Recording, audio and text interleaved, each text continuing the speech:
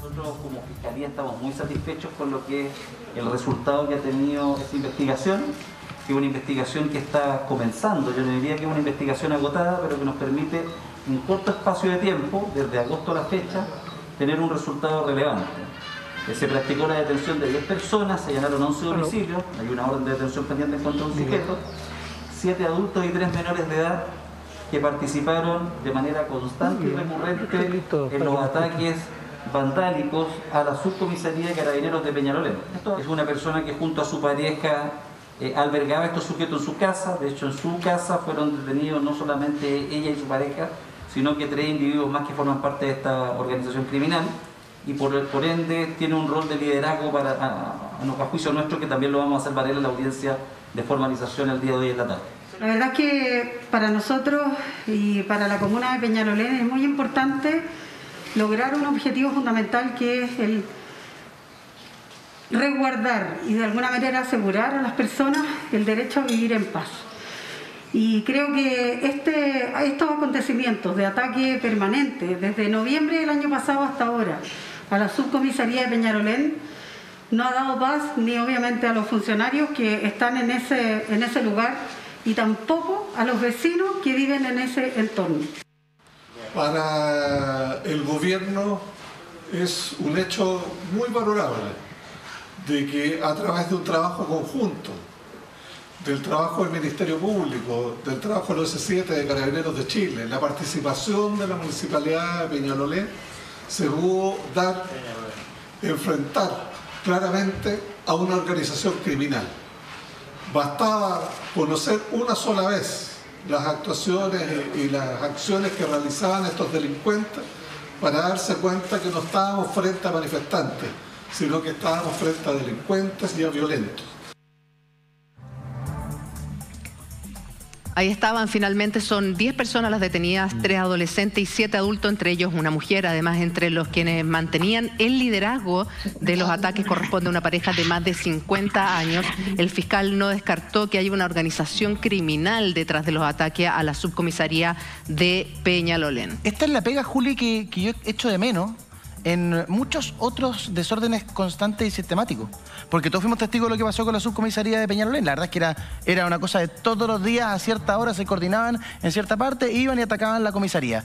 Resulta que en muchas otras partes esto también ha sucedido. En Puente Alto también lo estamos viendo. Entonces uno dice realmente cómo el sistema separa al violentista, al tipo que es un delincuente, del manifestante pacífico. Esa pega en Chile no se ha hecho. Y todo entra en una materia gris que después, para la opinión pública, se termina caricaturizando. Claro, lo que pasa es que ahí me molesta. Yo estoy de acuerdo contigo, pero acá lo que es importante es que se saca y se deja de lado la idea de que eran manifestantes. Acá se está hablando de una organización criminal que tenía una estructura, que había una distribución de funciones, que había una casa en donde se albergaba a estas personas, se reclutaba a través de redes sociales. Es distinto, José, acá. Sí, es diferente. El fiscal Guerra en la mañana dijo varias cosas que van en la línea de lo que tú dices, Julia. Una es que, claro, se logra finalmente hacer la distinción entre oportunistas, porque esto es oportunismo criminal. Básicamente se aprovecharon del descontento social y como estas deben haber muchas otras organizaciones. Eso, sí. O sea, los incendios a las plantas de alimentos, algunos supermercados, en fin. O sea, muy coordinado todo, ligado con organizaciones criminales que lo más seguro tengan nexo con el narcotráfico. Bueno, lo segundo es que el fiscal Guerra dijo que no había, al menos en relación a su investigación, ningún agente internacional. Que en algún momento se habló del tema, en una primera etapa, el propio presidente. Entonces dijo, probablemente el presidente recibió información distorsionada. El fiscal Guerra habló del tema en la mañana, le preguntaron directamente si dentro de toda la investigación habían detectado algún actor internacional en todo esto. Y es bueno que se aclare. Probablemente el presidente no manejaba todos los antecedentes, las primeras declaraciones fueron algo desafortunadas. Entonces, qué bueno que eso quede como despejado. Y bueno, y también decir, porque tenemos que constatarlo como parte, digamos, de todo esto, que, claro, la comisaría fue objeto de ataques, pero también hay ahí un hecho de tortura en Peñalolén que tuvo, digamos, formalizaciones esta semana. Por lo tanto, digamos, acá hay una situación multifactorial y que efectivamente eleva la temperatura a 3 días del día domingo. Yo creo de verdad, y es una opinión mía personal, a lo mejor el alcalde lo comparte conmigo, que hoy día este escenario no tiene mucho sentido. O sea, independiente de cualquier consideración, a 10 días de un plebiscito constitucional histórico, o sea, a ver, hubo muchos aquí en Chile que cuando se preparaba el plebiscito de salida de la dictadura, que finalmente terminó sacando a la dictadura, no querían participar del plebiscito. O sea, había muchos que creían que esa era también una maquinación política de los partidos y que sostenían incluso, avanzado el año 88, que la vía armada todavía era una salida. Y hoy día nos damos cuenta que le dimos clase al mundo de cómo uno puede salir de una dictadura, de alguna u otra manera. No hubo leyes de punto final, luego hubo reformas constitucionales para desarmar las leyes de amarre el año 2005. O sea, Chile no tuvo una transición perfecta, pero está muy lejos de tener la peor de las transiciones de la historia.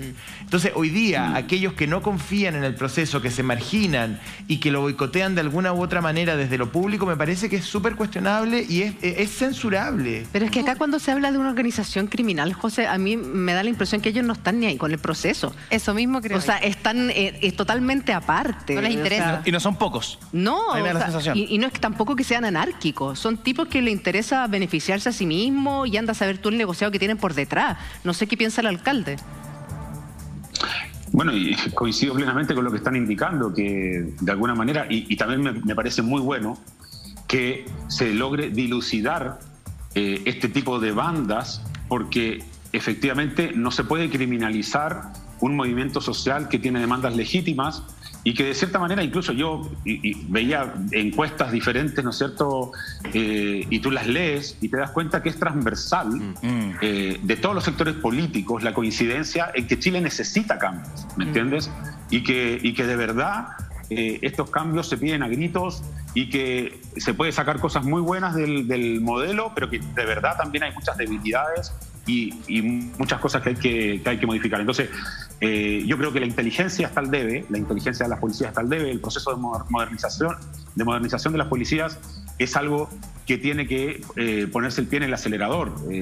Sabemos que incluso, por ejemplo, y yo he planteado, un tema como el narcotráfico no puede seguir hoy día a merced de que nosotros legitimemos o no la acción de Carabineros, producto de todos los errores que comete Carabineros en otros ámbitos, ¿me entiendes? Entonces, de alguna forma he planteado la posibilidad de que incluso se cree una suerte de DEA que tenga como función exclusiva el combate al narcotráfico y no perdamos 10 años, porque los expertos han dicho, la modernización de Carabineros se va a demorar 10 años. Entonces, vamos a perder 10 años del combate contra el narcotráfico en el momento en que estamos. Creo que hay que pensar muy bien lo que se viene para Chile, porque si no, después vamos a tener una narcocultura instalada y ya la tenemos. Es muy difícil extirparla. Sí, nosotros hemos planteado a varios invitados esta idea que usted ha planteado de generar una especie de alcalde con opiniones bien disímiles. Hay gente que la apoya, hay gente que dice que no, que Chile tiene de alguna manera institucionalidad, pero yo sí estoy de acuerdo con usted en algo. Se nos está instalando una narcocultura en Chile que es, la verdad, de consecuencias insospechadas. O sea, en Chile están pasando cosas que hace nada no pasaban. Hace 10 años menos, pero hace uno ya no pasaban. Entonces, mire, le quiero plantear a un invitado nuevo que tenemos, no invitado, parte de la casa, Claudio Rojas, abogado, algo respecto a unas imágenes que estábamos revisando de esta diligencia de la Fiscalía y de Carabineros. Se encontraron zapatillas, antiparras, ropas, y todo eso fue exhibido a los medios en la salida. Y además, me imagino, Claudio, que tiene que ver con darle consistencia a los medios de prueba para poder dar con estas personas y en el tribunal después decir, mire, tenemos la imagen de una persona que está destruyendo tal cosa, esta es la ropa, esta es la zapatilla. Esos son pruebas finalmente, ¿no? Efectivamente. Buenas tardes, chicos, primero que todo. Hola, Claudio. Así se ha venido haciendo durante el tiempo. Ustedes ya lo han visto en un caso del incendio, la última sentencia que hubo fue el del incendio de la Universidad Pedro Valdivia, la que estaba ahí en plena Vicuña Maquena. A un chico que efectivamente fue individualizado por sus vestimentas en primer término, segundo por las imágenes que tenía las cámaras y tercero porque era distintivo un skate que andaba portando, y a través de eso pudieron establecer que esa persona con ese skate era la que había ingresado a la universidad, la que había hecho tal y tal acto de incendio y en definitiva era la que se le podía determinar por su ropa, por las cosas que andaba trayendo, por los colores que andaba vistiendo, por la forma que se había cambiado de ropa. Entonces, en definitiva, todos estos antecedentes sirven claramente para poder individualizar a quienes sean los responsables de estos delitos. Ojo, delitos. Aquí estamos hablando de delincuentes, hay que dejarlo súper claro. Una persona que ejecuta este tipo de actos no es ni manifestante, ni un luchador social, ni nada de eso. Es simplemente un Claudio, delincuente. Mira, ¿Sí, señor? aquí el fiscal señaló que habían roles operativos, que habían roles también determinados de qué funciones hacer. Y además que se le brindaba ayuda, incluso techo a algunas personas. Porque tenía como un centro de operaciones. Como un centro de operaciones, porque esta pareja fue detenida y en su casa habían 3 jóvenes en esa casa. Y los van a formalizar, entiendo que en la tarde o mañana en la mañana, por 3 delitos que tienen penas muy altas, para que nos expliques, Claudio. Asociación ilícita. No es que lo van a formalizar por tirar una piedra, porque prácticamente nadie va a la cárcel, o no deberían ir a la cárcel por tirar una piedra. Pero cuando hay una asociación ilícita, cuando hay lanzamiento de bombas Molotov también, y disparo injustificado de parte de estos detenidos, las penas son muchísimo más graves, y ahí es donde hay que fundamentarlas para poder lograr lo que me imagino el Ministerio Público quiere con estas 10 personas, ¿o no, Claudio? Sí, lo que pasa es que el tipo de asociación ilícita es un tipo penal tremendamente complejo para poder acreditar en nuestros tribunales. Pero vamos a lo más básico. Ustedes estaban discutiendo hace un momentito respecto al tema de que no se nos vaya a instalar la narcocultura. Está instalado. Chicos, ayer ya lo estuvimos conversando. Yo creo que este tema ya se nos metió hasta debajo de la mesa y de nuevo nos estamos haciendo los tontorrones intentando pensar que todavía no está en Chile. En Chile, el narcotraficante ya está financiando a ciertos grupos con cierta ideología, lo que ustedes quieran, para los efectos de que se ataque a la autoridad pública. Primero, porque con eso tiene la distracción absoluta, porque mientras la autoridad pública está peleando contra estos delincuentes que supuestamente están a través de un movimiento social reclamando derechos, ellos tienen las ansias y las gordas para poder traficar todas las cantidades de drogas que quieran y, en definitiva, hacer su negocio lo más rentable posible. Pero, Claudio... Por lo tanto... Pero, Claudio, sí, de eso no hay... A ver, yo entiendo tu punto y lo escuchamos muchísimo, sobre todo después del estallido social. Pero hoy día, ¿hay alguna persona que esté condenada por la justicia? O sea, ¿hay un hecho real detrás de estos vínculos? Porque, a ver, ojo, así como también se habló mucho de que habían extranjeros involucrados, hoy día, o sea, el mismo fiscal Guerra ha desestimado todo tipo de esas hipótesis. Entonces yo creo que da para mucho hablar, pero al final, en lo concreto, ¿qué es lo que hay concreto de que hay detrás de lo que pasó en el estallido social y de todos estos movimientos? Entonces hay que tener cuidado con lo que se dice también. Claudio Rojas, un segundo, vas a tener derecho a réplica. Un segundo, Claudio, tú tienes derecho a réplica, pero tengo que esperar al alcalde Codina, que tiene muchas cosas que hacer esta tarde. Alcalde, gracias por acompañarnos, un abrazo. Gracias, alcalde, que esté todo tranquilo esta noche en Puente Alto. Saludos a todos los puente altinos y puente altinas. Claudio Rojas, respóndale a la Connie nomás. Sí, lo que pasa es que en la zona central, este tipo de organización que están viendo ustedes dentro de esta casa, efectivamente hasta ahora no ha sido directamente vinculada al narcotráfico y no ha sido directamente reconocida que hay un financiamiento. Ya. Pero hay una logística, hay una organización, hay una sincronización entre los diversos ataques a las unidades policiales. Esa sincronización en los ataques, en los modus operandi, en la fórmula de a dónde obtienen los materiales para poder efectuar los ataques. Por ejemplo, estamos hablando de materiales pirotécnicos, que sabemos que no son de libre venta al público, que sabemos que están vinculados directamente al ambiente del narcotráfico y a los funerales de los narcotraficantes. Sabemos, y lo tenemos claro porque en los allanamientos que se han producido en las bodegas donde se encontraron estos elementos, ¿a quién estaban dirigida la venta? A bandas de narcotraficantes. ¿Y por qué ha sido tan difícil?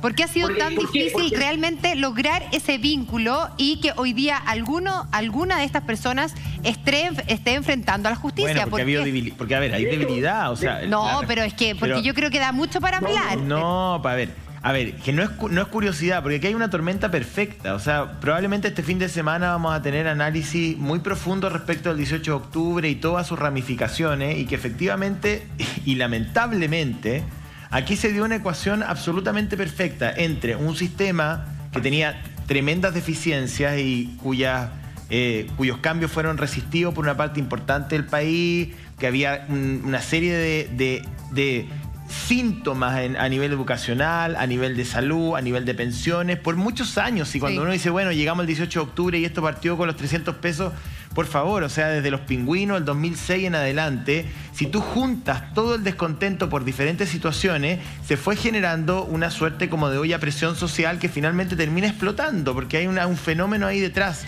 y nadie lo puede negar. Pero... Absolutamente de acuerdo, pero eso es completamente distinto a lo que estamos hablando hoy día con relación a la subcomisaría de Peñalolén. O sea, esto fue una investigación...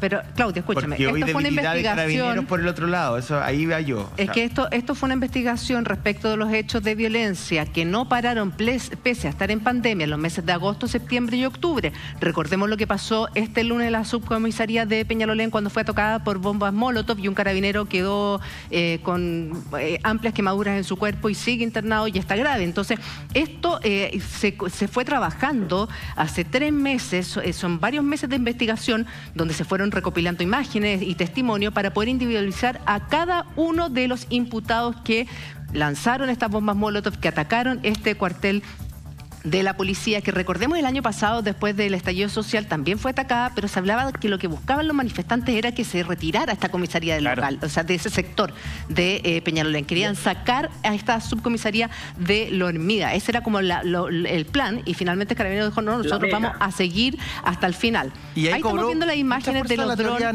de los helicópteros, puntualmente, y ahí el trabajo es un trabajo de hormiga, el que hizo el fiscal Guerra, Claudio, de identificar a la persona con la vestimenta, con la bomba Molotov, y después allanar la casa y encontrar todos esos implementos para poder justificar que se trataría de la misma persona. Un tremendo trabajo investigativo y de lo más difícil de hacer, porque hoy en día con el tema de las famosas máscaras, la misma implementación que ocupan para delinquir, las capuchas y todo, cuesta mucho poder determinar que esa persona realmente sea. Y cuando tú en juicio muestras esa imagen, tú lo primero que tienes es un abogado defensor que dice, oye, alguien que me acredite que esa imagen, esa mancha negra que están viendo ustedes ahí es Juanito Pérez, si Juanito no es él. Entonces, la verdad es que te genera un problema probatorio súper complejo. Pero, Claudio, y además de imágenes, por ejemplo, hay casos en que hubo seguimientos por parte de los policías hasta los domicilios de los individuos para poder determinar su individualización. Entiendo, y aún así, algunos tribunales tuvieron la complejidad de poder determinar y de poder establecer que esas personas eran quienes señalaba el Ministerio Público. Yo entiendo, lo que pasa es que, a ver, lo que yo trato es que no nos quedemos en la superficie. O sea, el ataque puntual del trabajo de guerra, hay un contexto mucho más amplio que tiene que ver con, primero, la figura de la comisaría de Peñalolén. O sea, que fue, como dice la Julia, atacada permanentemente, las acusaciones de tortura al interior, o sea, todas esas cosas no son antojadizas. En segundo lugar, la debilidad que ya venía manifestando Carabineros desde antes del 18 de octubre, que no permite que efectivamente las fuerzas de seguridad tengan la solidez suficiente para poder anticiparse a la participación y la inclusión de estas organizaciones criminales, no solamente en el caso de Peñalolén, si esto se repitió a lo largo de todo el país en diferentes puntos. Lo que pasa es que hoy día, gracias a las revelaciones del trabajo de guerra, estamos hablando de este tema, pero podríamos irnos a Valparaíso, podríamos irnos a sectores periféricos de Coquimbo, y el operar era muy similar. Por lo tanto, efectivamente, acá hubo, por eso yo decía, una combinación perfecta entre mucho descontento social y entre una descomposición estructural de las fuerzas de seguridad del país que comenzaron antes, o sea, y que tiene que ver con el tema de la corrupción al interior de Carabineros, con una falta de reorganización, con una falta de reforma, que hace que las fuerzas de seguridad, y de que en ellas depende, que es el Ministerio del Interior, llegara con una cuota de debilidad importante y de deslegitimación social para enfrentar con fuerza y anticiparse a este tipo de organizaciones. O sea, no es una anécdota que se haya destruido el Departamento de Inteligencia de Carabineros. O sea, no, por supuesto que no. José Antonio, si yo te eliminara de la ecuación, si hiciéramos una supresión mental hipotética y te elimino todo el problema de legitimidad de Carabineros, te elimino todos los problemas de los 5 años anteriores al estallido social, ¿tú crees que Carabineros tenía la capacidad técnica y operativa de nombres para poder enfrentar esta crisis social? O sea, es que tendríamos que eliminar el fraude, tendríamos que eliminar todos los generales que dieron de baja por corrupción, o sea, tendríamos que eliminar prácticamente la historia reciente de Carabineros, habría que borrarla de un plumazo, lo cual es francamente una ingenuidad. Hagamos la supresión mental hipotética. O sea, una policía moderna debería haber estado preparada para una situación como esa, porque las policías modernas en diferentes partes del mundo lo han hecho con mejor o peor resultado. Te pongo el ejemplo. Moderna, hablo de nuestros carabineros. Nuestros carabineros habrían podido, ¿no, José Antonio? No, a ver, es que me estás poniendo en una situación que no es real. O sea, evidentemente los carabineros, o sea, la institución llegó en ese estado al estallido social. ¿Cómo poder borrar lo anterior? No te entiendo la pregunta. ¿Por qué? Porque básicamente yo creo que hubiese estado, sin todos los problemas que tú generas o que tú estás señalando que hubo en Carabineros, efectivamente, de todas formas hubiese habido un gran flanco en Carabineros, porque humanamente la capacidad de reacción y de resistencia de Carabineros no daba abasto, era imposible. Pero tú dices que un problema de contingente. Pero por supuesto, de contingente, mira, vamos a un ejemplo muy simple, La Pintana, la cantidad de gente que hay versus la cantidad de carabineros que hay, solamente en eso, que es el caso que siempre hablamos en el programa.